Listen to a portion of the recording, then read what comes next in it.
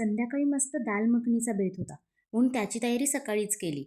कारण अख्खा उडीद आणि राजमा याला साधारणतः 10 ते 12 तास भिजवावं लागतं. म्हणून ते काम करून घेतलं आणि मस्त पाऊस पडत होता. मग लगेच चहा करायला ठेवला आणि आज मला माझ्या नवऱ्याच्या हातचा चहा प्यायला मिळाला.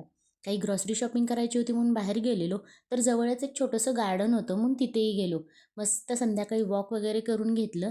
त्यानंतर ही पाणीपुरी खाल्ली, कारण पाणीपुरी दिसली आणि मी नाही खाल्ली असं कधीच होत नाही. मग ज्या महत्त्वाच्या कामासाठी गेलेलो ते महत्त्वाचं काम केलं. भाज्या, सामान वगैरे घेऊन घरी आलो आणि घरी आलेल्या आधी सगळं हे व्यवस्थित लावून घेतलं. मग मी संध्याकाळच्या स्वयंपाकाला लागले. भिजवलेली डाळ आधी कुकरमध्ये शिजवून घेतली आणि दुसरीकडे फोडणीची तयारी केली. 2 चमचे तेल आणि त्यामध्ये खूप सारं बटर घालून फोडणी केली. जिरे, आलं लसूण पेस्ट, टोमॅटो मस्त भाजून घेतलं, बेसिक मसाले ॲड केलं आणि शिजवलेलं सगळं घातलं. शेवटी कसुरी मेथी घातली व यामध्ये बटरचा जास्तीत जास्त वापर करायचा, कारण याने तो पदार्थ टेस्टी होतो. लास्टला मस्त लसणाची फोडणी दिली. व्हिडिओ आवडला असेल तर मला फॉलो नक्की करा. बाय.